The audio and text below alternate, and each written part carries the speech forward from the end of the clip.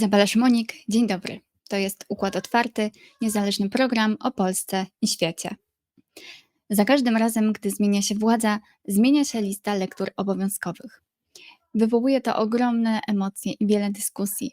Ale pytanie, czy taka lista jest nam w ogóle potrzebna? Dziś zapraszam Państwa na rozmowę o edukacji. Ale zanim połączę się z naszym gościem, chciałam podziękować wszystkim patronom oraz mecenasom, którzy wspierają Układ Otwarty. Jeśli ktoś z Państwa chciałby zostać patronem, zapraszam na nasz profil na Patronite, a jeśli Państwa firma chciałaby zostać mecenasem, to zapraszamy do kontaktu mailowego. Wszystkie linki znajdują się w opisie tego filmu. A teraz zapraszam na rozmowę. A oto mecenasi Układu Otwartego. Oanda TMS Brokers, dom maklerski oferujący możliwość inwestycji w instrumenty z całego świata, w tym fundusze ETF, a także oprocentowanie wolnych środków na rachunku. Kliknij link w opisie. Rosnące koszty IT hamują rozwój Twojej firmy? Z Amzo obniżysz wydatki nawet o 70%, wybierając polizingowy sprzęt IT sprawdzony, wydajny i gotowy do pracy. Kliknij link w opisie i pobierz specjalną ofertę dla firm.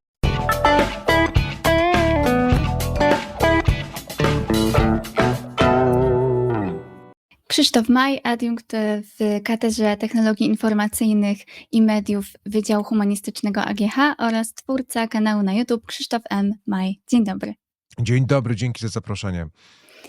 Bardzo się cieszymy, że jesteś naszym gościem, ale na początek jakbyś mógł krótko powiedzieć, czym naukowo się zajmujesz, bo myślę, że to jest bardzo ciekawe i nieczęsto spotykane. Zajmuję się światotwórstwem i fantastyką, ale teraz aplikuję to głównie do badania projektowania otwartych światów w grach komputerowych. Wbrew pozorom nie jest to techniczne właśnie, tylko jest to połączenie refleksji humanistycznej z teorią narracji, z teorią fantastyki i w praktyce umożliwia czy ułatwia, tak przynajmniej lubię myśleć, twórcom gier i twórcom światów fantastycznych robienie ich w taki sposób i projektowanie ich w taki sposób, żeby były najbardziej imersywne, czyli najbardziej nas zanurzały i żebyśmy najdłużej w nich bytowali, nie mieli takiego poczucia, że to są światy sztuczne. To jest bardzo ciekawa rzecz i na AGH-u robimy wokół tego warsztaty światotwórcze, więc studenci sami projektują swoje światy, a następnie się na ten temat wypowiadamy, więc to jest bardzo przyjemne połączenie takiego mojego hobby, które było od lat, to znaczy fantastyki, z refleksją naukową. No i rzeczywiście jest to dość nietypowe w polskim literaturoznawstwie, by nie rzec w międzynarodowym, bo znam jedną osobę, która zajmuje się też tym, jest to Mark J.P. Wolf, zresztą ściśle współpracujemy.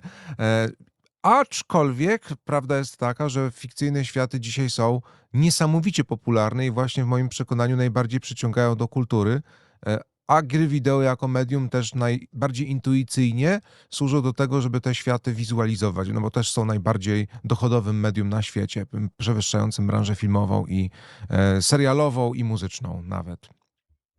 To jest niesamowite, że nauka idzie w tym kierunku i że nie pomija tych światów fantastycznych i światów tworzonych w grach.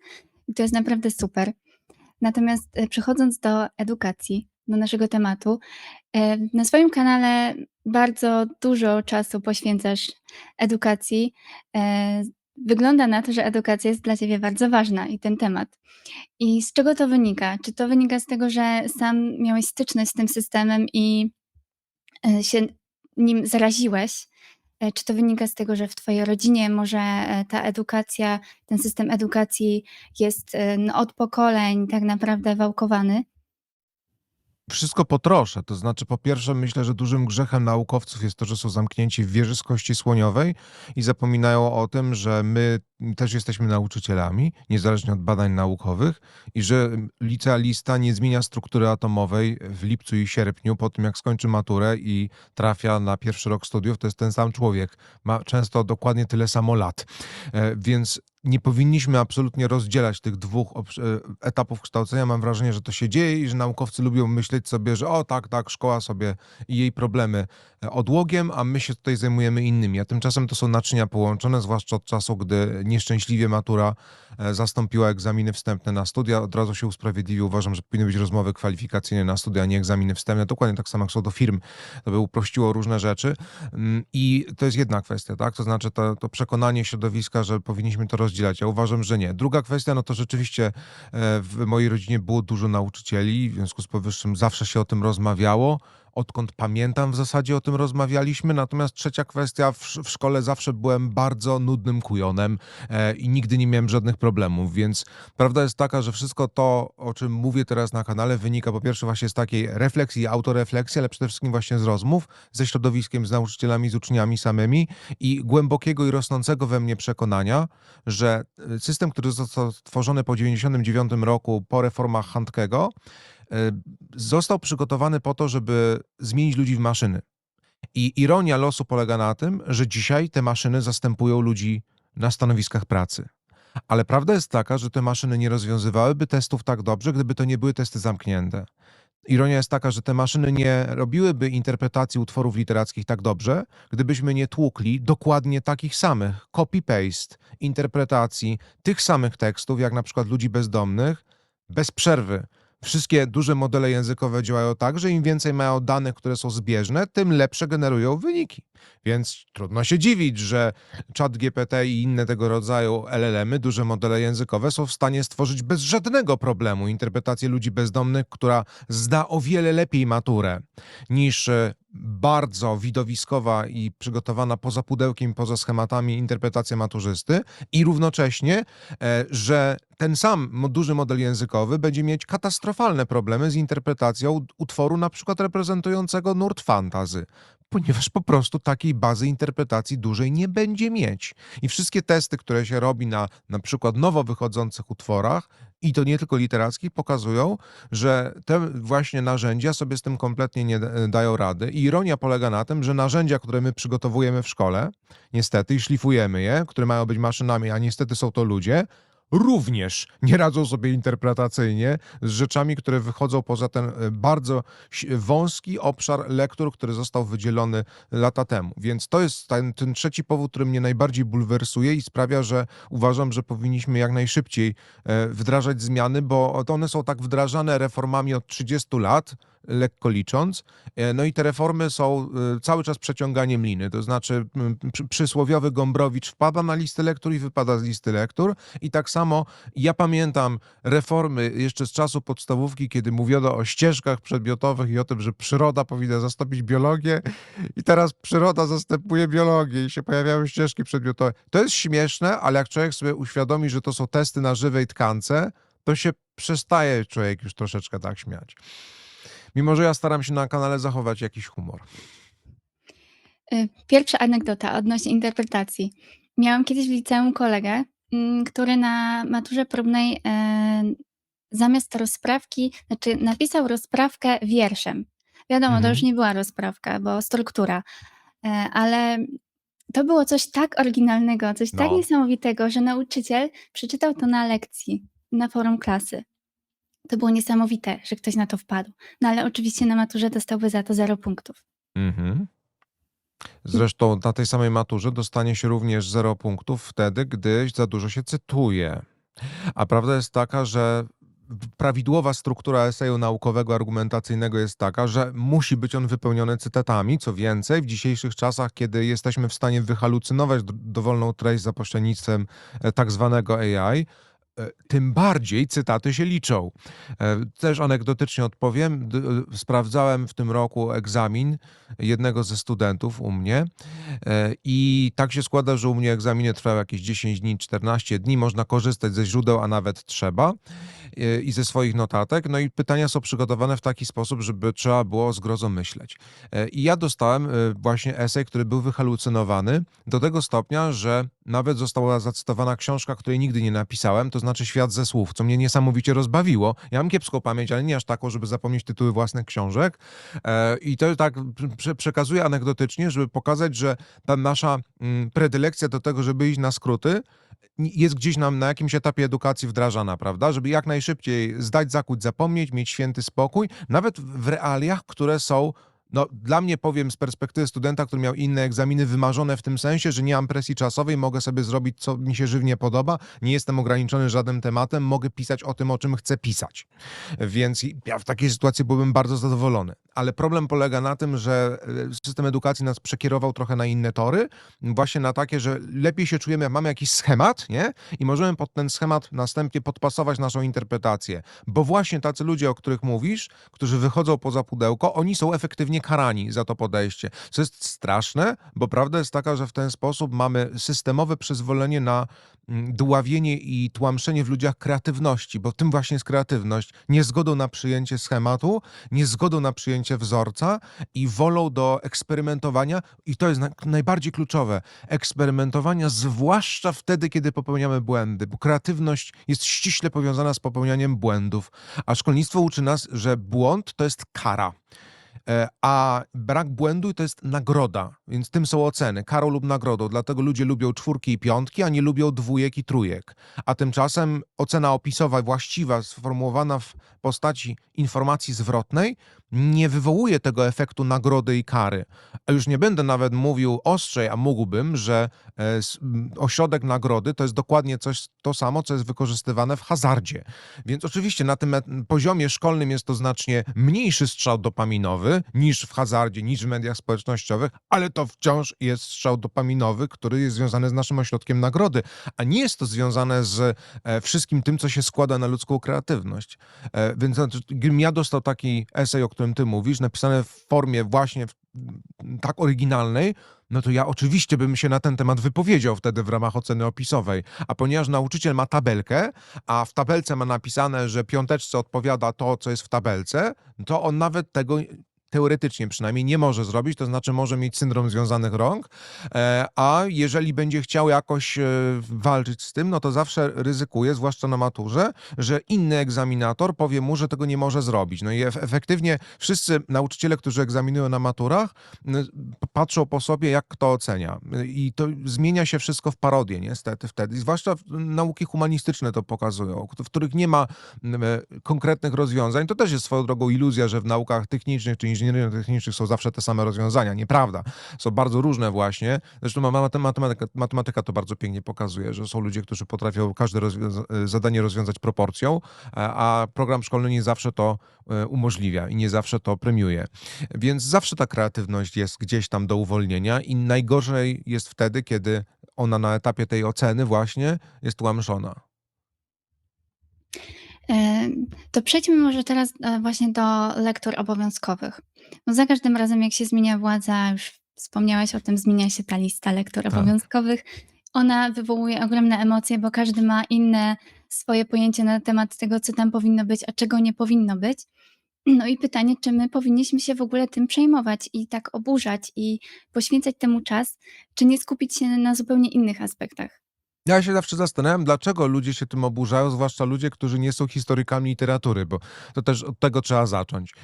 Ja jestem po kursach z historii literatury, bo kończyłem polonistykę ze specjalnością nauczycielską skądinąd, więc wszystko to przeszedłem. Przeszedłem przez czytanie 365 książek albo 400 książek rocznie w ramach lektur właśnie, które mieliśmy, tylko że myśmy mieli te lektury z bardzo prostego powodu, to znaczy dlatego, że zakładano, że jak ktoś jest historykiem literatury, no to jest jego narzędzie pracy i musi to znać faktycznie. I też zakładano, słusznie skądinąd, że jeśli ktoś idzie na polonistykę, no to już jakiś bagaż lekturowy ma za sobą, więc jak na tej literaturze staropolskiej jest 200 tytułów, to on te już 50-70 powinien znać. Takie jest założenie przynajmniej. Więc w tym przypadku, tak, gdybyśmy mieli taką dyskusję na temat listy lektur akademickich, to oczywiście problem polega na tym, że to nie jest lista lektur akademicka. Problem polega na tym, że nie mamy w szkole przedmiotu, który nazywa się historia literatury. I od tego trzeba natychmiast zacząć. Nie istnieje taki przedmiot. Co więcej, nawet nie mamy historii literatury polskiej w ramach tego kursu z historii literatury, tylko tam są przecież jakieś aspiracje do tego, żeby to była historia literatury światowej. Oczywiście świata zachodniego, przecież wschód nie istnieje. Więc zauważmy, jak ta lista lektur już na tym etapie bardzo podstawowym jest profilująca. Profiluje jakiś sen o tym, że każdy Polak ma być akademikiem, tylko że ja dodam złośliwie, no tak, kiepskim akademikiem, bo to nie jest lista lektur, która ma 700 pozycji, tylko 7, więc kształcimy kiepskiego historyka literatury.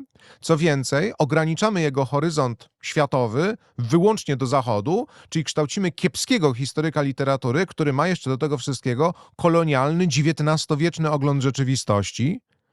I teraz na to jeszcze nakładamy to, o czym ty mówisz, czyli albo skrzywienie prawicowe, albo skrzywienie lewicowe, w zależności od tego, kto rządzi. No to też przepis na katastrofę.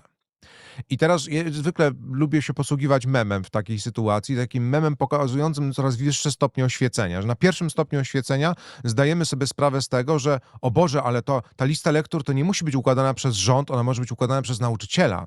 Na drugim poziomie oświecenia zdajemy sobie sprawę z tego, że ale zaraz, to wcale nie musi być lista lektur światowa, ona może być polska, a potem sobie uświadamiam, ale zaraz, przecież to nie musi być literatura wyłącznie XIX-wieczna, XVIII-wieczna, XVII-wieczna, XVI-wieczna, do której trzeba warsztatu historyczno-literackiego i na przykład znajomości łaciny, żeby takiego Kochanowskiego w ogóle rozumieć, ale to może być literatura współczesna. A potem na jeszcze wyższym stopniu uświadomienia, znaczy wyższym wtajemniczenia uświadamiamy sobie, że to nie muszą być książki, bo to jest język polski, więc to mogą być filmy, gry, anime, manga, wszystko to, co jesteśmy w stanie poznać i przyswoić w języku polskim, co więcej, co ma nas właśnie nauczyć wypowiadania się właściwego. A na ostatnim stopniu wtajemniczenia uświadamiamy sobie, że żadna lista nie jest konieczna, bo może być tworzona oddolnie.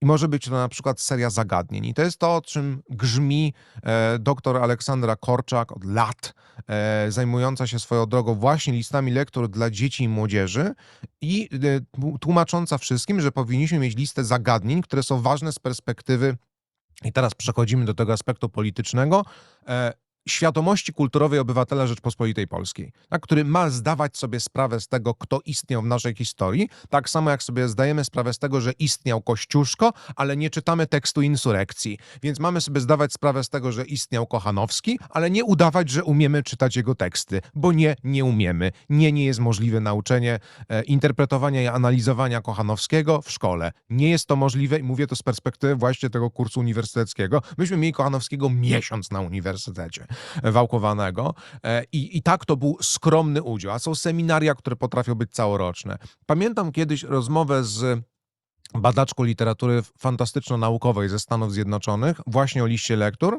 i ona była bardzo zdziwiona w ogóle, że je mamy. I powiedziała mi, ja sobie wybrałam właśnie ze studentami 3 książki, będziemy je czytać. No i ja spytam, ale kiedy? W przyszłym tygodniu? Nie, znaczy przez rok. I to było dla niej oczywiste, że czyta 3 książki przez rok, bo to jest właśnie analiza historyczno-literacka, wnikliwa, głęboka, z kontekstami. Swoją drogą niedawno obiegły media informacje dotyczące tego, że po 20 kilku latach jeden klub czytelniczy w Stanach Zjednoczonych skończył lekturę Finnegan's Wake Jamesa Joyce'a.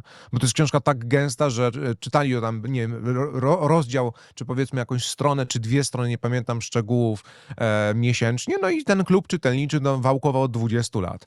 No więc książki w takim rygorze historyczno-literackim czyta się bardzo wnikliwie. I teraz nie ma na to czasu w szkole. W związku z powyższym, co wykwita? Opracowania lektur, z których ci wszyscy ludzie, którzy w mediach wypowiadają się, korzystali. Bo gdyby nie korzystali, to by nie zdali matur, albo nie zdaliby egzaminu, więc jest to nieprawdopodobna hipokryzja, gdy ktoś wypowiada się takim stentorowym głosem, że ktoś nam usiłuje odbierać nasze dziedzictwo, po czym on to dziedzictwo poznawał z bryków wydawnictwa Greg, które pojawiło się jeszcze w moich latach szkolnych, wtedy, kiedy właśnie wchodziły te przeklęte testy interpretacyjne na czytanie ze zrozumieniem, równie przeklęte matury w nowym trybie. Wszystko to, co weszło, krótko mówiąc, po reformie Handkego, który uważam jest jednym z takich kamieni węgielnych pruskiego szkolnictwa i pruskiego systemu oćmiaty, a nie oświaty. Tego nie znoszę. I wtedy się zaczęło wszystko niestety walić na łeb na szyję i zaznaczę, że mam bardzo konkretny dowód, to znaczy przed reformami Handkego na maturze mieliśmy tak zwany temat wolny, czyli pisz o tym, co chcesz. No i teraz wyobraźmy sobie temat wolny dzisiaj i młodzież będzie pisała o tym, co chce, czyli weźmie, ale pod warunkiem, że to jest utwór artystyczny, prawda? Nie ma być o reality show, tylko o utworze artystycznym. Ktoś sobie weźmie anime, ktoś sobie weźmie grę, ktoś sobie weźmie książkę, ale współczesną. No i teraz pojawia się zarzut, który jest bardzo częsty i ja go uwielbiam, a mianowicie, no dobrze, ale przecież egzaminator może nie wyłapać, czy przypadkiem ta książka istnieje, bo on nie może znać wszystkich książek. Ja mówię, no i co z tego? Jeżeli ktoś napisze, wracamy do rozmowy o kreatywności, o nieistniejącym utworze, tak przekonywającą interpretację, że ktoś uzna, że ten utwór istnieje, to znaczy, że on spełnił absolutnie wszystkie wymogi kompetencyjne obywatela Polski, który posługuje się władnie polszczyzną. Jakby my nic więcej nie potrzebujemy. Potrzebujemy człowieka, który będzie się umiał wypowiadać, będzie kreatywny, będzie umiał mówić, będzie umiał pisać. To jest ważne z perspektywy państwa. Z perspektywy państwa nie jest istotne to, czy ktoś jest dobrym historykiem literatury, tak długo jak długo nie dostaje uniwersyteckich papierów z doktoratem na historyka literatury. Więc z perspektywy państwa powinniśmy być zainteresowani po prostu tym, żeby ludzie opanowali te podstawowe umiejętności i chcieli rozmawiać o kulturze i chcieli o niej pisać, bo do tego się to wszystko sprowadza. No właśnie, bo ostatnio, jeszcze kilka dni temu, Gazeta Wyborcza napisała taki artykuł, że Ministerstwo Edukacji chce zlikwidować listę lektur obowiązkowych w klasach 4-6. Tak. I to teoretycznie ty mógłbyś się z tym zgodzić, ale to wywołało ogromne emocje, że przecież uczniowie nie zapoznają się z kanonem polskiej literatury i że tak nie może być, więc ciągle jest coś niedobrze. I tak jest niedobrze, i tak jest niedobrze.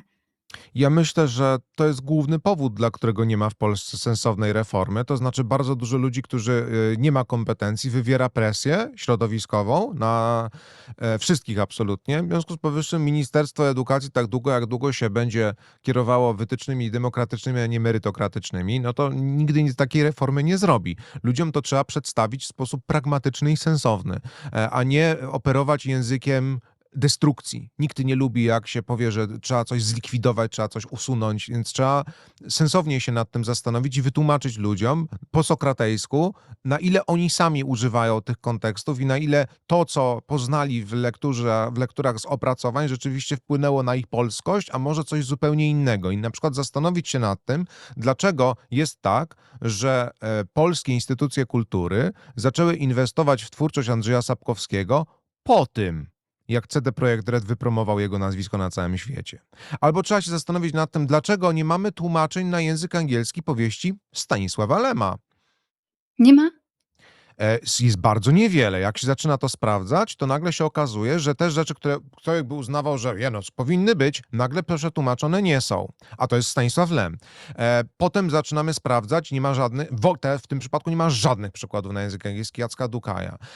Nie ma, również nie było przykładów, nawiasem mówiąc, na angielski Andrzeja Sapkowskiego, zanim nie wyszły gry, były tylko takie, powiedzmy, w niszowych wydawnictwach kolportowane, natomiast Gollancz, znane wydawnictwo, wzięło to dopiero po tym, jak gra się zaczęła sprzedawać, więc ja mógłbym tymi nazwiskami bardzo długo rzucać. Pamiętam też, jak kiedyś Instytut Książki w Panice prosił mnie o to, żebym zrobił hasło dla Roberta Wegnera osobowe, ponieważ taki pisarz nie istniał w indeksie osobowym pisarzy polskich. No to nie jest dlatego, że ktoś jakiś spisek zawiązał, żeby tej fantastyki i literatury współczesnej nie było. Tak samo nikt nie zawiązał spisku, że na stronach Ministerstwa Kultury nie ma żadnych informacji o konwentach realizowanych w Polsce. To jest kwestia wykształcenia. Po prostu kształcimy ludzi, którzy nie dostrzegają dużych obszarów i połaci kultury, nie zdają sobie sprawy z tego, że one istnieją, często nie mają narzędzi do ich analizowania i gdybyśmy zrobili sondę uliczną, nie wiem, rozpatrującą jakieś medium po medium, tak? Jakie jest rozeznanie ludzi w Polsce na temat mediów innych niż literatura, które w Polsce powstają i poza granicami Polski, to nagle by się okazało, że jest tragicznie z tym, bo tylko w zasadzie ci, którzy się tym aktywnie interesują, mogą zdobyć tę wiedzę. I jest bardzo duże zapotrzebowanie na to, wbrew pozorom. Jak się składa akurat, że ja już byłoby roku, dwóch, mam taką serię live'ów na YouTubie, gdzie spotykamy się z ludźmi i tworzymy mapę myśli, wymieniając się utworami różnymi, z różnych mediów, które przyswoiliśmy. I robimy nie listę lektur, tylko robimy mapę pojęciową dla osób, które są zainteresowane jakimś gatunkiem. Nagle się okazuje, że po pierwsze dużo ludzi jest tym zainteresowane. Przychodzi ponad 1000 osób na taki live młodych i dyskutujemy na ten temat i nagle się również okazuje, że tego jest bardzo dużo. Ja siedzę w temacie, bo głównie jest to fantastyka, cały czas się czegoś nowego dowiaduję. No z tego jest prosty wniosek dla nauczycieli, że jeżeli byśmy mieli taki system właśnie otwarty na sugestie, to mielibyśmy okazję dyskutowania na bieżąco o tym, co ludzi interesuje. I nie mielibyśmy tego syndromu, który jest często na lekcjach polskiego, że nauczyciel się musi dopraszać o to, żeby ktoś się zgłosił. No ja na moich zajęciach nie musiałem nigdy spytać, czy ktoś ma jakieś pytania. I to kieruję ze złośliwym uśmiechem w kierunku wszystkich wykładowców kierunków humanistycznych w Polsce, żeby zadali sobie pytanie, a uczciwie, czy mają takie sytuacje u siebie na zajęciach. Bo jeśli nie mają, to jest to wniosek do wyciągnięcia. Bo nie są to rzeczy proste, o których ja mówię też, bo to są kwestie teoretyczne bardzo często, a jednak dyskusja trwa.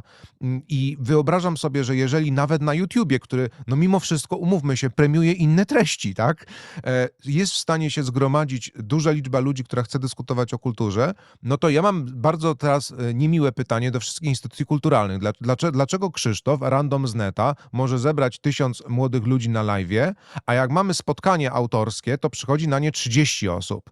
I różnica polega na tym, że ja mam budżet z Ministerstwa Kultury 0 zł na to, a instytucja kulturalna, która robi takie spotkania autorskie i nawet nie transmituje tego w sieci, ma inny budżet. Też nie jest wielki, umówmy się, ale jakiś budżet na to ma. I tutaj jest właśnie clou problemu, wydaje mi się. To znaczy nie zdajemy sobie sprawy z tego bardzo często, en masse, jako instytucje edukacyjne i kulturalne, że mamy to, za co większość twórców internetowych dałaby się posiekać, czyli mamy treść, mamy content, tylko nie umiemy go kompletnie sprzedać, a nie umiemy go sprzedać dlatego, że nie wiemy, jakie są zapotrzebowania konsumentów w ogóle. Więc to jest troszeczkę tak, jakby ktoś założył w ciemno sklep w galerii handlowej, bez rozeznania, czy on będzie się cieszył zainteresowaniem, bez jakiejkolwiek wiedzy na temat branży, w której działa i następnie rozpaczał, że nie ma zainteresowania. Bo to jest też ta rzecz, o którą się rozbijamy. Dyskusja medialna jest dwutorowa. A, o nie można likwidować lektur. B, nikt nic nie czyta. Ja od lat słyszę, że nikt nic nie czyta. Ja od lat słyszę, że tam Polak jedną książkę rocznie. No więc ja się pytam, to w takim razie jaki wpływ na to miała ta lista lektur? Pozytywny czy negatywny? No bo jakaś korelacja tu pewnie zachodzi. I przypuszczam, że dużo ludzi by odpowiedziało, no tak, gdybyśmy zlikwidowali listę lektur, to wtedy by nikt nic nie czytał. A ja mówię na odwrót. To znaczy właśnie wręcz przeciwnie. Ludzie by byli otwarci na literaturę z bardzo prostego powodu. To znaczy my nie doceniamy, nigdy nie docenialiśmy ludzkiej ciekawości. I ta ciekawość jest bardzo często zabijana w momencie, w którym cały czas sufluje się nam jakieś medium i to są rzeczy nieinteresujące. To jest trochę tak, jak ja bym komuś starszemu, kto nigdy nie grał w grę komputerową, powiedział, dobrze, spróbuj sobie Dark Souls. Dla kontekstu jedna z najtrudniejszych gier, jakie istnieją. No, skończyłoby się to katastrofą, a autentycznie polecenie komuś, kto nigdy nic nie czytał, przeczytania sobie takiego, no nie wiem, psa, który jeździł koleją, no to jest mało atrakcyjne, tak? To jest, może to nie jest jeszcze ekwiwalent Dark Souls, ekwiwalentem Dark Souls jest powiedzmy wprowadzenie Kochanowskiego w szkołach albo wprowadzenie Mickiewicza z tego bardzo prostego powodu. To są ludzie, którzy pisali w innym kontekście kulturowym o rzeczach, które nas w tym momencie nie dotyczą, językiem, który jest nam obcy. Więc generalna zasada zapoznawania z czymś nowym jest taka, że powinniśmy formę uczynić najbardziej przystępną, żeby treść się sprzedała, bo chyba o tę treść najbardziej chodzi, prawda? Bo ta treść to jest wychowanie patriotyczne, świadomość historyczna i tak dalej, i tak dalej. No to jeżeli chcemy sprzedawać tę treść, no to bierzemy Wiedźmina III, który przedstawia obrzęd dziadów. I on pozwala nam wcielić się w Geralta, który uczestniczy w obrzędzie dziadów. Jest to o wiele bardziej interesujące niż przeczytanie drugiej Księgi Dziadów, do której przeczytania, jak ustaliliśmy wcześniej, nie mamy kompetencji i nie mamy ich kompetencji nie tylko jako licealiści, ale nie mamy ich kompetencji także jako 40-latkowie, którym się wydaje, że je mamy. Mamy je tylko wtedy, jeżeli jesteśmy historykami literatury, bo to są trudne rzeczy, pisane zupełnie w innym kontekście kulturowym. No i teraz, jeżeli sobie to tak zwizualizujemy, że ktoś chce zainteresować się grami komputerowymi, no to ja bym dobrał taki utwór wtedy, który jest najbardziej przystępny. Powiedziałbym, zacznij od Detroit Become Human, bo to jest w zasadzie film interaktywny i tam się uczysz tego, jak się poruszać i że co jakiś czas wybierasz różne warianty dialogowe. I to już jest jakaś powieść interaktywna, powiedzmy, tak? Opowieść interaktywna. Tak samo jak Bandersnatch na Netflixie kiedyś, teraz wycofany już niestety. To jest dobre wprowadzenie do medium. I też takie wprowadzenie do medium obserwujemy w literaturze. To pokolenie, które miało nie czytać w ogóle, jest tym samym pokoleniem, które generowało gigantyczne kolejki do stoisk wydawniczych na targach książki po romantazy, literaturę romansową i fantazy jednocześnie. No więc oczywiście pojawiły się artykuły, które piętnowały to, ale jak to można czytać? No więc ja zadaję pytanie, ale zaraz. Dlaczego przeszliśmy bardzo szybko od tego, że nikt nic nie czyta i że czytanie samo w sobie jest wartością, do tego, że ale nie. Czytanie tego to już nie jest wartość. To znaczy, albo czytanie jest wartością samą w sobie jako czytanie, albo nie dopowiadamy sobie czegoś i mamy ukryte założenia, że nie, nam chodzi o czytanie tego, co nam się wydaje, że jest dobre. I właśnie tutaj jest to czytanie kanoniczne wchodzi. Więc to jest bardzo ideologiczny projekt, wbrew pozorom. I ideologiczny dlatego, że jak powiedział kiedyś mój nauczyciel, profesor Andrzej Borowski na Uniwersytecie Jagiellońskim, ideologia to jest fast food dla intelektualistów. My przyswajamy to i nie zastanawiamy się, jaki jest skład, ale mamy strzałek dopaminowy, prawda? I tutaj właśnie w tym przypadku to bardzo dobrze wychodzi. Ludzie sobie nie zdają sprawy z tego, że to jest projekt ideologiczny, a tak naprawdę mówią językiem ideologicznym. Bo gdyby nie mówili językiem ideologicznym, to mówili, jest super, świetnie, czytajcie co chcecie, bo czytanie samo w sobie jest dobre, bo rozwija wyobraźnię. Tak cały czas słyszę. Podczas gdy każde medium rozwija wyobraźnię. Na przykład taki scenariusz gry komputerowej potrafi mieć 6000 stron. Przypadek z kolei Beyond Two Souls. Więc ja się wtedy złośliwie pytam każdego, kto mówi o wyższości literatury nad grami, nie znając się na jednym medium ani na drugim, czy przeczytał 6000 stron w ciągu ostatniego roku. Bo ja tak na przykład, poza grami. Natomiast przypuszczam, że przeciętny właśnie użytkownik internetu niekoniecznie. I to też jest problem, wydaje mi się, że brak wiedzy w odniesieniu do innych mediów uniemożliwia nam nawet stwierdzenie, które z tych mediów jest najwartościowsze. Ciekawą kwestię poruszyłeś, a mianowicie tego, że nie dajemy uczniom szansy, żeby sami się czymś zainteresowali, tylko od razu narzucamy im te opracowania, które tak naprawdę, przez które czytamy książkę od tyłu jakby, tak? Bo dostajemy już gotową treść, gotowe podsumowanie i nie jesteśmy w stanie tak naprawdę sami się wgłębić, o co w niej chodzi. I ja ostatnio przeczytałam Ogniem i Mieczem i Lalkę, żeby sobie przypomnieć. Tak po prostu miałam taką ochotę i naprawdę super się przy tym bawiłam i byłam w stanie te wszystkie ważne kwestie sama wywnioskować, doszukać się tych samemu. Mhm. To nawet była dla mnie fajna zabawa, żeby samemu sobie do czegoś dojść. I właśnie tkwimy w tym takim, no zamykamy się po prostu w tych opracowaniach i w tym, co nauczyciel chce usłyszeć i nie daje nam szansy, żebyśmy sami wypowiedzieli swoje zdanie na ten temat. I dlatego też, no, uczniowie jednak nie chcą czytać tych książek, bo z góry uważają, że są mało interesujące. Przez to, No, że też nauczyciele nie są w stanie nimi uczniów zaciekawić. poruszasz bardzo ważną kwestię, bo też za tym się kryje cały ten opresywny aparat, który zakłada, że skoro nikt nie czyta, to musimy sprawdzić, czy przeczytał naprawdę. I przypuszczam, że każdy gdzieś w swoim życiorysie ma taką plamę na honorze nauczycielskim w postaci sytuacji, w której przeczytał zaiste, ale kolega lub koleżanka, którzy przeczytali bryk i opracowania, nie przeczytali książki, dostali lepsze noty na egzaminie. I udowodnione zostało tym samym, że no tak, ty oszukujesz. No i szczerze mówiąc, ja się nie dziwię, że taka osoba może się zrazić do literatury na całe życie nawet. Zresztą jednym z najpopularniejszych pytań, jakie dostaję, w końcu muszę o tym film nakręcić, jest to, jak wrócić do czytania. Więc fakt, że ludzie chcą wrócić do czytania, dobrze pokazuje, że no ktoś na jakimś etapie musiał ich zniechęcić. I to jest niepokojące, bo ja nie znam przypadków takich, w których ktoś został zniechęcony do filmów, gier komputerowych, komiksów i tak dalej. My sobie budujemy właśnie tę naszą erudycję oddolnie. I też trzeba pamiętać o tym, że to są media stare już. Tak? Film to już jest kilkaset lat, gry wideo dobijają, no, na razie 50 lat, tak? Ale za moment będzie 100. No to szybko idzie wbrew pozorom, a nie zaczęliśmy nawet mówić o muzyce. To myślenie kanoniczne niestety pokutuje w wielu instytucjach kultury. No, wystarczyłoby zastanowić się, jak często się zdarza, że w filharmoniach miejskich są koncerty rocka progresywnego. Więc pozwólmy temu wybrzmieć, tak? Świeżo jesteśmy po śmierci Ozziego Osbourna. Chciałbym zobaczyć listę koncertów Ozziego Osbourna i muzyki tejże w filharmoniach polskich.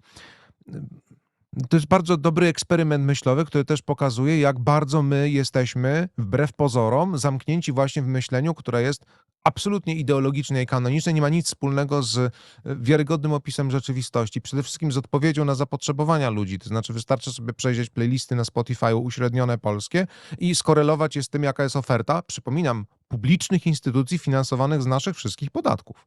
dla tych samych ludzi. Więc my nie możemy się dziwić, że z jednej strony właśnie ludzie nie chcą czegoś robić, a z drugiej strony oferować im to, co nie jest zgodne z ich zainteresowaniem. Podstawą badań użytkownika UX-owych jest rozpoznanie, jakie są doświadczenia użytkowników, jakie są zapotrzebowania użytkowników. Tak samo się bada rynek. A jakoś w obszarze kultury nie mamy takiego odruchu, a powinien ten odruch być w nas zakodowany jak najszybciej. No i teraz oczywiście, że w innych systemach edukacji jest inaczej. I rzadko kiedy zdarza mi się przywoływać bardzo zły system edukacji, jakim jest system edukacji w Stanach Zjednoczonych, ale tę jedną rzecz mają na przykład wymyśloną fajnie. To znaczy, że w okresie wakacyjnym są takie spotkania trójstronne. To też Wyborcza o tym donosiła w zeszłym roku, jak były dyskusje o listach lektur, bo są co roku, między bibliotekarzami, nauczycielami i uczniami i rodzicami na temat tego, co będziemy czytać w następnym roku. No więc ja to mogę potwierdzić od drugiej strony, to znaczy, że na uniwersytetach i w koledżach jest dokładnie tak samo, bo właśnie czyta się na bieżąco różne rzeczy. Oczywiście to nie oznacza, że należy wyrzucić klasykę, bo klasykę się poznaje wtedy bardzo często właśnie wtórnie. Tak? Przykład szybki, bo mówisz o Ogniem i Mieczem. Ktoś czyta Andrzeja Sapkowskiego i tam jest bardzo dużo sienkiewiczyzmów i cytatów z trylogii Sienkiewicza i można w ten sposób dotrzeć od sagi o Wiedźminie do Henryka Sienkiewicza. I wtedy człowiek wwiedziony ciekawością poznaje coś, co było wcześniej. No tak samo jak ktoś... Dokładnie była taka moja kolejność. A no widzisz, haha. Więc dokładnie tak samo możemy mieć w każdym innym przypadku. Chociażby przypominam sobie, jak ja się zainteresowałem kiedyś tym, jaki jest tekst muzyki w walce agenta Smitha i Neo w Matrixie Rewolucji. Okazało się, że to jest tekst w sanskrycie śpiewany. To mnie zainteresowało. Potem się okazało, że są to Upaniszady i w ten sposób zapoznałem się z Upaniszadami, które nie były w liście lektur, zaznaczę, na moim uniwersytecie. Więc to jest bardzo częste, że możemy właśnie zainteresować się czymś naturalnie. I teraz najbardziej kluczowe jest to, żeby właśnie to zainteresowanie w ludziach podtrzymywać, a nie tępić, nie przytępiać. I myślę, że to jest, znaczy nawet nie myślę, tutaj jestem pewien, że to jest najbardziej kluczowe właśnie w obszarze literatury. Więc wzorce już są zachodnie. Oczywiście nie ma jednego, który jest słuszny, ale na pewno tego rodzaju spotkania i tego rodzaju refleksje na poziomie samej szkoły albo jakichś instytucji kulturalnych byłyby jak najbardziej słuszne. Jeżeli będziemy robić to centralnie, to zawsze to będzie bezsensowne. I najgorsze jest w tym wszystkim to, że niestety w Polsce pokutuje takie przekonanie, o tym często się dyskutuje w środowisku pedagogicznym, że ocena ma być sprawiedliwa. A to jest nieprawda. To znaczy informacja zwrotna nigdy nie jest sprawiedliwa, ona jest dostosowana do potrzeb użytkownika. I to zmienia całkowicie nasze myślenie. Więc jeżeli byśmy założyli, że każda szkoła w Polsce będzie sobie układała inne listy lektur, to tak, to będzie niesprawiedliwe w tym sensie, właśnie potocznym tego rozumienia, że no tak, ale ludzie będą mieli różne kompetencje. No spoiler, przepraszam, ludzie zawsze będą mieli różne kompetencje, to po pierwsze. A po drugie właśnie, edukacja nie ma być sprawiedliwa, edukacja ma być dostosowana do indywidualnych zapotrzebowań. I bardzo często te zapotrzebowania będą różne. One się mogą różnić między wsią i między miastem. One się mogą różnić między województwami. Tak, polityczne preferencje różnią się między województwami. Nikt nie mówi, że to jest niesprawiedliwe, prawda? Znaczy, musimy zaakceptować taką rzeczywistość. I tak samo jest w tym przypadku. Edukacja nie może być sprawiedliwa. Ona musi być sprawiedliwa dla jednostki, a nie dla całej zbiorowości. A oddajemy sprawiedliwość jednostce tylko w jeden sposób, to znaczy interesujemy się, jak jej indywidualnie pomóc i w jaki sposób możemy wykorzystać to, że jesteśmy różni. Dla mnie to jest praktyczne. Powiem wprost, że ja sobie mogę właśnie odpalić taki strumyk z ludźmi i ja się dowiaduję od różnych osób, co czytają na bieżąco, jakie obejrzeli anime, w jakie grają gry. Ja nie jestem w stanie przecież poznać wszystkiego, więc z perspektywy nauczyciela to też jest praktyczne dowiedzieć się z pierwszej ręki, jakie tematy są nośne, jakie tematy trendują i wtedy na podstawie tego możemy wspólnie się zastanowić nad czymś. Nauczyciel właśnie mądry może wychwycić ten temat i zobaczyć, że jest jakieś zainteresowanie, załóżmy właśnie to zainteresowanie wiedźmińskie i dać ludziom kontekst kulturowy i porozmawiać na ten temat właśnie dlatego, żeby kształtować cały czas te dwie kompetencje, które są najistotniejsze. Rozmowę, dyskusję, która się przydaje bardzo. Gdybyśmy mieli treningi, dyskusji, debat oksfordzkich i innych, to byśmy nie mieli tak kiepskiej kultury politycznej w Polsce, a z drugiej strony kompetencje lekturowe, ale nie tylko ograniczone właśnie do literatury, bo my musimy umieć też przeczytać, w cudzysłowie, umieszczę ten czasownik, film, powinniśmy umieć analizować także na bardzo podstawowym poziomie muzykę, powinniśmy również umieć analizować grę komputerową. Podam bardzo prosty przykład. Ludzie mają dużą trudność w rozróżnieniu, to jest przykład teoretyczny, ale myślę, że wszystkim będzie on jasny, narratorów. Że jest jeden narrator, który jest pierwszoosobowy, trzecioosobowy, to jest dość abstrakcyjne. Jest taka gra Stanley Parable, w której możemy się poruszać jak to w grze, my sami, my decydujemy, co się dzieje, ale w którymś momencie pojawia się głos narratora. Mamy taką scenę słynną z dwiema parami drzwi i są drzwi z jednej strony i drzwi z drugiej strony, po lewej i po prawej. Narrator mówi, Stanley przyszedł przez drzwi po prawej stronie, a my możemy skręcić w lewo i przejść w drzwi po lewej stronie. I w ten sposób widzimy różnicę, widzimy ją i doświadczamy między narracją trzecioosobową i pierwszoosobową. Nic więcej nie trzeba tutaj pokazywać. Nie trzeba robić wielkich podziałów teoretycznych, nie trzeba pokazywać trudnych przykładów z literatury, tylko dajemy coś, co jest najbardziej intuicyjne, co możemy doświadczyć. Trwa ten przykład 3 minuty. W 3 minuty można wytłumaczyć różnicę, która jest wałkowana. Ja pamiętam to, wałkowane w szkole było co najmniej przez 2 albo 3 tygodnie na trudnych przykładach. A ja to robię w 3 minuty. I ja to muszę zrobić na studiach dla ludzi, ponieważ do mnie na studia przychodzą ludzie po maturach, którzy tego nie wiedzą, bo tego nie rozumieli nigdy i nie zrozumieli nigdy. A na AGH nie przychodzą ludzie, którzy mają z matury, nie wiem, 30%, ponieważ mamy inflację punktową i u nas praktycznie są wszyscy ze 100% za każdym razem. Więc to też już nic nie znaczy, ten wynik maturalny, niestety. No, to, co jest oczywiście asumptem do dłuższej dyskusji. Zmierzam w każdym razie do tego, że inne media mogą nam pomóc zwizualizować problemy teoretyczne lepiej niż literatura. Henry Jenkins kiedyś w książce Kultura konwergencji świetnie powiedział, że każde medium daje od siebie to, co umie najlepiej. Literatura jest najlepsza w skondensowanym przedstawianiu informacji o rzeczywistości.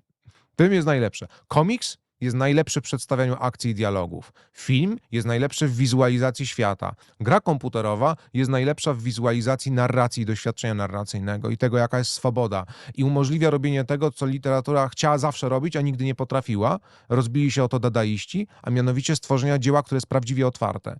W grze komputerowej jesteśmy w stanie przeżyć historie, które są za każdym razem unikatowe, a złożone są z tych samych klocków bardzo często, a literatura miała z tym kłopot. No, to jest ten projekt pociętych na przykład wersów jakiegoś poematu. No możemy sobie oczywiście to układać, ale jest to mało atrakcyjne. A w grze komputerowej możemy to zwizualizować w sposób niesamowicie atrakcyjny. No i teraz domykając te wszystkie wątki, możemy tego rodzaju przykłady mieć na lekcjach bardzo prosto. To nie oznacza, że na lekcjach ludzie mają grać w gry komputerowe, bo to jest niemożliwe do zrobienia od strony technologicznej, bo trzeba byłoby wszystkim kupić komputery. Bardzo skomplikowane to jest. A tu chodzi o przykład. Tu chodzi o rozeznanie kulturowe, o to, że możemy na fragmencie jakimś pracować. Nie musimy czegoś poznawać w całości.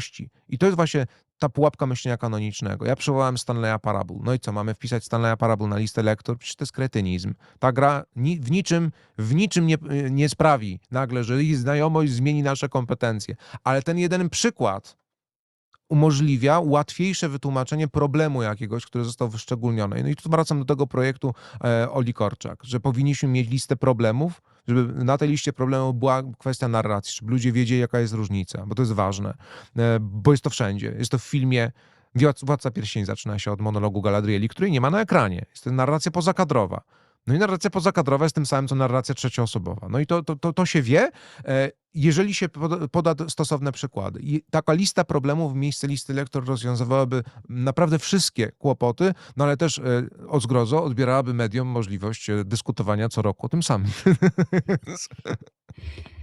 Czyli zmierzamy do tego, że nauczyciele powinni mieć więcej swobody. Oj tak. Po prostu.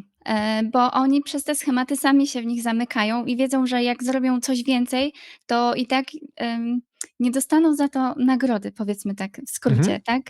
No bo każdy zarabia tyle samo, więc nieważne, czy się starasz, czy nie, to nie ma znaczenia. Więc oni po prostu albo nie wiem, poddają się temu systemowi, no bo jest bardzo mało nauczycieli, którzy jednak dają coś od siebie. No więc jak to zmienić? Jak dać nauczycielom więcej swobody? Przede wszystkim trzeba byłoby na poziomie centralnym zrezygnować z nakazów i zakazów, prawda? Tylko dać narzędzia. I to jest bardzo skomplikowane, bo wymagałoby od ministerstwa zrzeczenia się części władzy, a tego nikt nie lubi. I wymagałoby równocześnie tego, żeby był system premiowania, bo tu poruszasz bardzo ważny temat, żeby był system premiowania nauczycieli, którzy mają sukcesy edukacyjne mierzone inaczej niż wyniki olimpijskie i wyniki maturalne. Bo w tym momencie cały system premiowania szkół i nauczycieli jest zorientowany na e, dane, które są pozyskiwane dlatego, że uczniowie są wybitni poza murami szkoły. Szkoły nie są rankingowane według tego, kto się w nich dobrze czuje.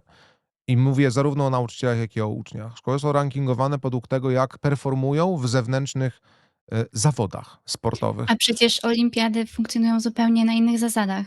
Tak. Olimpiady funkcjonują na zasadach, które przynajmniej z języka polskiego moglibyśmy to porównać do starej matury. Właśnie tej sprzed reform Handkego zaznaczę, bo teraz już są nowe matury.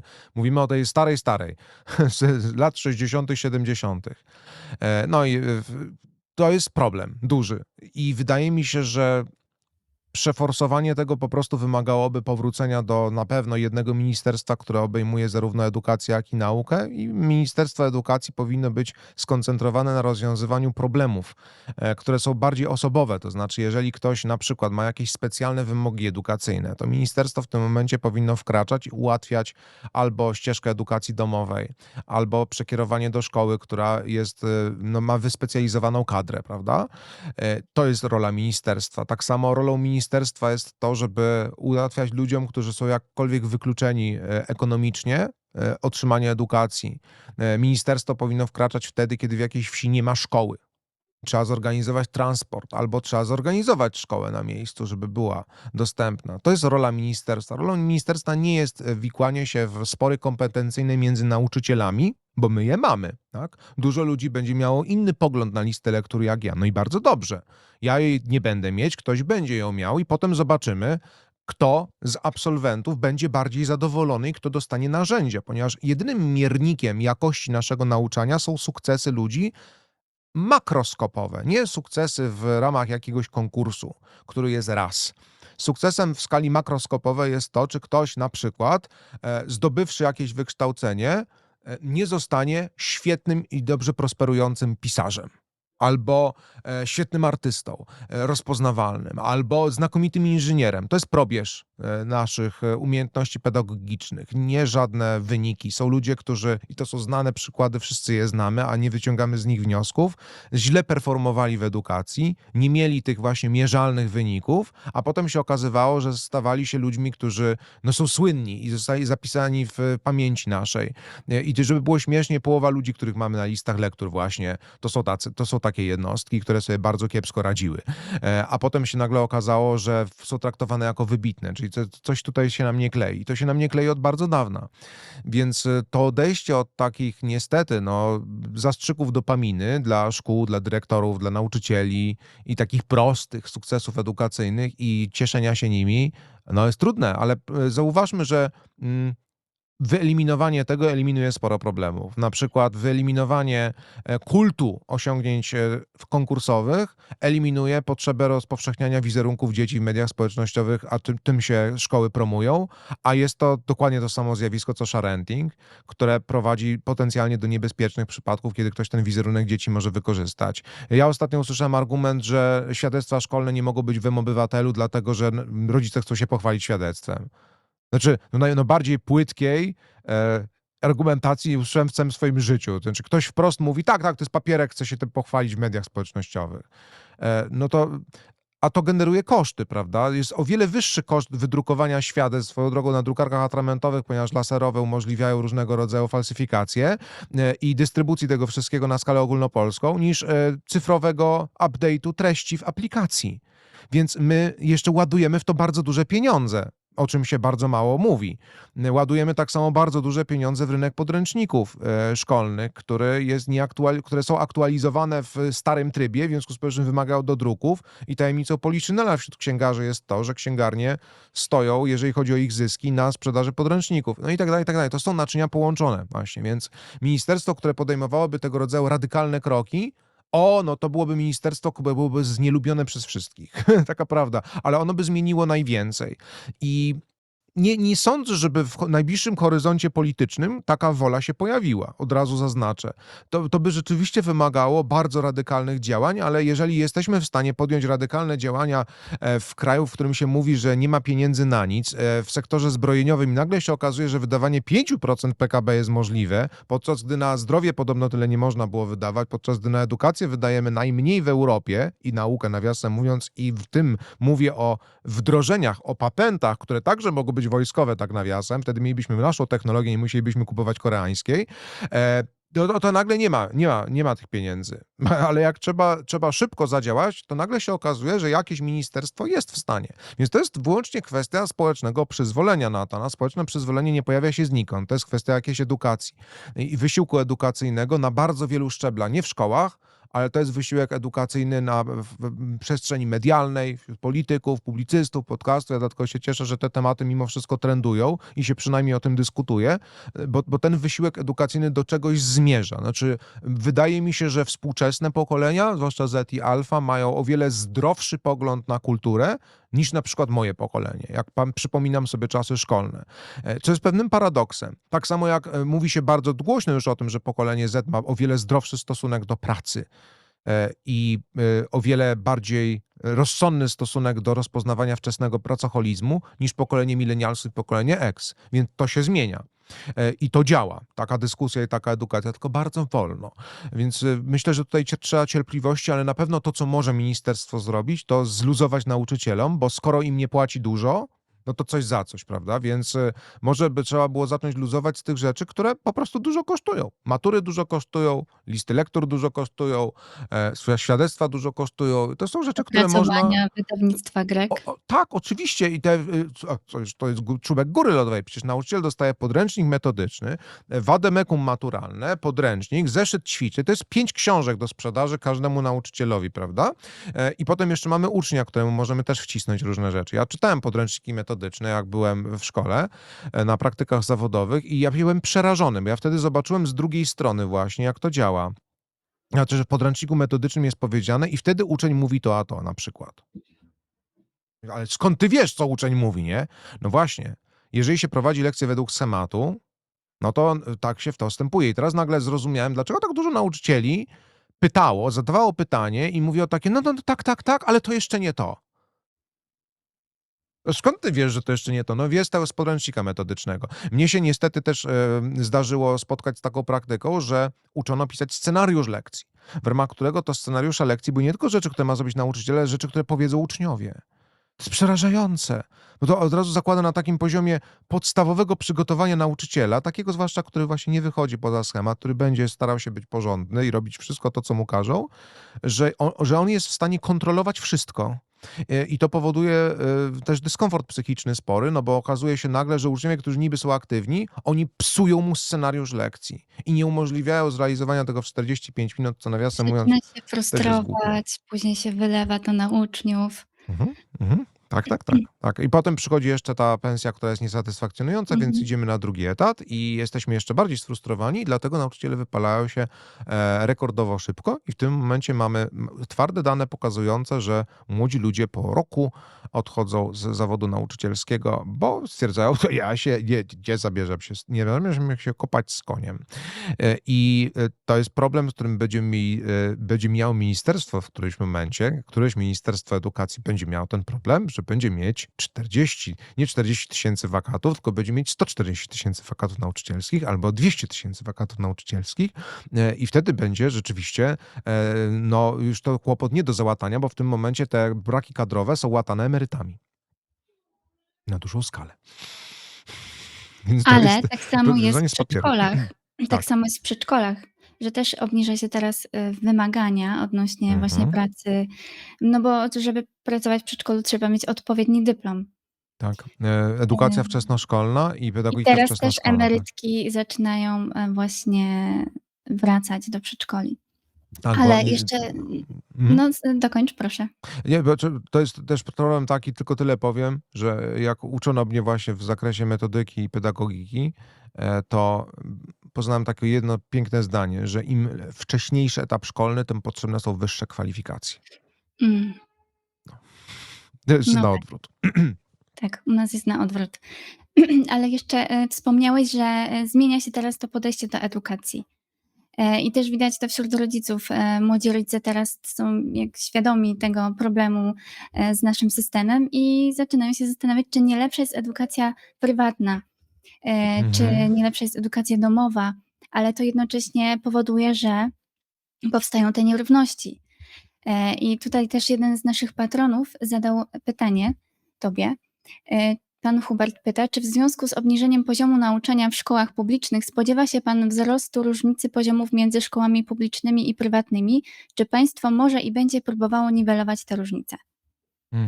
Znaczy, to już mamy od dawna, myślę, obserwowany ten problem. Ja się smucę zawsze strasznie, bo jednak pracuję w sektorze publicznym. Daleki jestem od piętnowania sektora prywatnego, to uważam był grzech szkolnictwa publicznego od lat. Powinno raczej dochodzić do takiej wymiany, jak na wolnym rynku, wymiany doświadczeń i poglądów.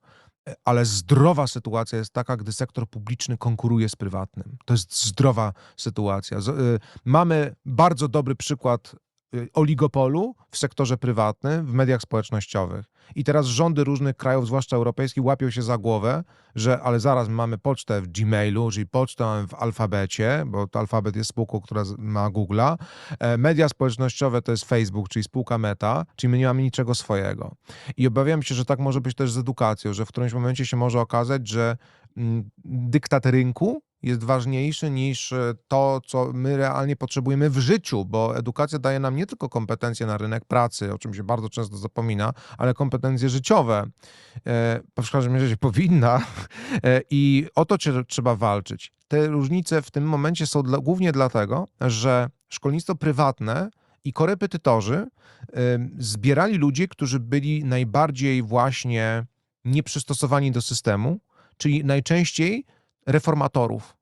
Więc w zasadzie szkolnictwo prywatne udowadnia tezę, że edukacja Montessori, waldorfska, wszystkie alternatywne metody edukacji działają i to działają lepiej. Bo jeżeli mamy taką sytuację, że ogólnopolskie wyniki matur uczniów, którzy przygotowywali się w edukacji domowej, są o circa w medianie 10 punktów procentowych niższe od matury ogólnopolskiej w szkołach wszystkich innych, to nie oznacza, że mamy dowód, edukacja domowa sobie nie radzi. Nie, jest gorzej. To oznacza, że rany boskie, wyniki, które mamy w szkolnictwie przykuwającym ludzi przez 12 lat 45 minut do szkolnych ław na 8 godzin dziennie, są tylko o 10 punktów procentowych wyższe niż wyniki ludzi, którzy przez większość tego czasu rozwijali swoje zainteresowania, spotykali się ze znajomymi, grali sobie w gry, czytali książki, robili sobie rzeczy, które chcieli, ponieważ przygotowanie do egzaminów państwowych zajmuje śmiesznie mało czasu, jak się ten cały balast, rzeczy, które są nam zbędne z perspektywy tego, co chcemy robić w życiu, bo mówimy zwłaszcza o edukacji licealnej w tym przypadku, odejmie. I to jest kłopot. Trzeba przeorientować trochę tu nasze myślenie, że tak, oczywiście w edukacji prywatnej jest lepiej, ale zastanówmy się, jak ta edukacja prywatna wygląda. Reasumując, fakt, że właśnie te modele działają poza szkolnictwem publicznym, powinien być dzwonkiem alarmowym pokazującym, to przetestujmy te modele w szkolnictwie publicznym w takim razie, skoro tak dobrze działają gdzie indziej. I tutaj jeszcze pojawia się jeden aspekt, to znaczy korepetytorów.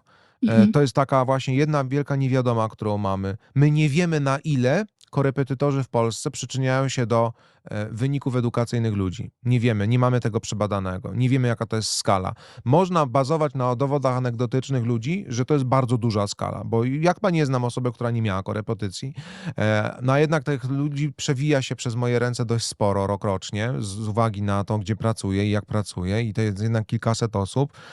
No i poza tym też w realiach internetu dość łatwo jest pozyskać takie dane samemu sobie. I to jest też rzecz, którą warto poruszać, że korepetytorom najczęściej się obrywa. Nie wiem z jakiego powodu. Jest taka jakaś kampania dziwna nienawiści wobec korepetycji, tak jakby to było coś złego. Nie wiem, co jest złego w edukacji indywidualnej, szczerze powiedziawszy, bo właśnie korepetytorzy najczęściej biją na alarm, że rozmawiają z kimś i on nie umie rozmawiać, nie? I że nie wie jak. I że się boi coś powiedzieć. I to są doświadczenia, które ja mam jako nauczyciel akademicki. Ja to wiem, znam to, oczywiście, że to znam, że są ludzie, którzy strwożeni podnoszą rękę, czy mogą pójść do toalety. To się najczęściej już nie zdarza, ale jak zaczynałem pracę, to jeszcze było to normą. I albo strwożeni pytają, czy mogą się napić na lekcji, albo strwożeni pytają, czy mogą się, ale jak to mają się zająć, ale jak to jest temat wolny, to znaczy mogą pisać o tym, o czym chcą, ale jak to tak? Więc my to znamy. Tylko że fajnie byłoby też wsłuchać się w ten głos korepetytorów i też docenić ich pracę, bo bardzo często jest tak, że może to właśnie dzięki nim ludzie mają takie, a nie inne osiągnięcia edukacyjne. Sam miałem korepetycję. Robiła to bodajże właśnie doktorka z Akademii Górniczo-Hutniczej, ONGiŚ. To były korepetycje z chemii. Nie wiem, co jest w tym złego i bardzo chciałbym poznać argumenty, które się pojawiają przeciwko temu. Więc bardzo ciekawe pytanie, bo pokazuje moim zdaniem właśnie to, że to partnerstwo prywatno-publiczne w edukacji jak najbardziej jest warte zachowania, ale bez przegięcia w którąkolwiek ze stron. Tak? To znaczy sytuacja, w której sektor prywatny cały czas subsydiuje sektor publiczny, bo ten nie dowozi, nie jest dobra. Sektor publiczny trzeba wzmocnić maksymalnie, bo sektor prywatny zawsze będzie się kierował rachunkiem zysków i strat, nie ma innego wyjścia. A czasem jest tak, że badania naukowe są nieopłacalne. Zwłaszcza badania naukowe są nieopłacalne. CERN nie jest projektem opłacalnym. Tworzenie dużej rury pod ziemią za miliardy dolarów nie jest opłacalne z perspektywy żadnej firmy. Ale jednak to robimy z jakiegoś powodu, prawda? I jest dużo sektorów nauki, które są nieopłacalne dla różnych firm i nie będą opłacalne, a trzeba to robić. No i edukacja też jest nieopłacalna, ponieważ ona nie daje efektów w horyzoncie bliskim czasowym, tylko w Od razu. odległym. Mhm. No. Ale też nie jesteśmy w stanie zmierzyć tego, jak te dzieci, które miały 10% niższe wyniki z matury, ile czasu poświęciły na te rzeczy, które je interesują, w których są dobre i co dzięki temu osiągnęły w życiu później. Tak. Nie jesteśmy w stanie tego zmierzyć. Tak, i właśnie z tym trzeba się pogodzić, że nie jesteśmy w stanie wszystkiego zmierzyć w edukacji, ale na pewno powinniśmy mieć bardzo dobre dane statystyczne, a ich nie mamy, jest ich bardzo niewiele i ludzie skaczą do wniosków, przetłumaczę frazeologizm angielski, który lubię, zamiast żeby zastanowić się nad tym, jak zebrać dane, które są bardziej szczegółowe, bo tych danych statystycznych naprawdę nie ma. To widać w bardzo wielu sektorach edukacji, w bardzo wielu dyskusjach. No, na przykład chciałbym, żeby ktoś, kto wypowiada się na temat listy lektur z rządu, przedstawił mi raport szczegółowy, pokazujący, jak wyglądają listy lektur na całym świecie i nie mówię tylko o krajach OECD, nie mówię tylko o krajach Zachodu. Mówię też o Japonii, mówię o Korei, chociaż w Korei Południowej to byłoby bardzo dla nas inspirujące. Jest bardzo zamordystyczny system edukacji i mamy twarde dowody empiryczne lecące stamtąd, że jeżeli będziemy śrubować coraz bardziej egzaminy, to możemy doprowadzić do takich efektów społecznych, które są w Korei. Zresztą Koreańczycy także mają te same problemy mieszkaniowe, co młodzi Polacy. To też jest bardzo znaczące, bo to też jest bardzo konserwatywne społeczeństwo i tam współczynnik jest też dzietności problem też. dzietności. Dokładnie do tego zmierzałem, który jest z tym skorelowany. Problem dzietności jest skorelowany z zamordystycznym systemem edukacji, który zamyka drogę do różnych sektorów i z sektorem mieszkaniowym. I to są też naczynia połączone, więc obserwowanie czegoś takiego byłoby bardzo dobre. Ja sam, jak przygotowywałem materiał na temat lektur, głównie bazowałem na doniesieniach dziennikarskich i na informacjach, które mam od swoich znajomych za granicą. W gruncie rzeczy. Nie ma publikacji naukowej na przykład, która byłaby sensowna. Czekamy wciąż na książkę dr Korczak, poświęconej listom lektur właśnie na całym świecie chociażby i w Polsce także. Więc my nie mamy danych, a wypowiadamy się, prawda? Bo i tu jest właśnie rola Ministerstwa Edukacji, żeby tego rodzaju raporty robić. Tego nie zrobią nauczyciele, bo nie mają na to czasu. Więc Ministerstwo Edukacji zamiast wchodzić w kompetencje nauczycieli powinno bić na alarm właśnie w postaci takich raportów i zarzucać raportami opinię publiczną, żeby ludzie widzieli właśnie jakie są te korelacje. Żeby ludzie zobaczyli na przykład, że jest wyższy wskaźnik czytelnictwa w grupach młodych niż w grupach starszych. To są ważne dane i one powinny być szeroko rozpowszechniane. Krzysztofie, nie mamy więcej czasu, ale bardzo Ci dziękuję, że byłeś naszym gościem. Dziękuję serdecznie, bardzo było miło rozmawiać. Cieszę się, że ten temat wraca, wbrew pozorom. Mam nadzieję, że jeszcze kiedyś na tym kanale będziemy mogli o tym podyskutować i rozwinąć jeszcze o wiele więcej tematów, bo poruszyliśmy tak naprawdę 2, a jest ich bardzo dużo. Miałam tutaj taką całą mapę myśli przygotowaną. No ale może następnym razem. Jeszcze raz bardzo Ci dziękuję. Bardzo dziękuję. Przepraszam za logorę, ja wpadam w słowotoki. Dzięki wielkie. To tyle na dzisiaj. Dajcie znać, jakie wy macie doświadczenia ze szkołą, z czytaniem lektur szkolnych, co myślicie o tym, aby nie było takiej listy lektur obowiązkowych i dajcie znać, czy chcielibyście jeszcze usłyszeć Krzysztofa na naszym kanale. Do zobaczenia i do usłyszenia.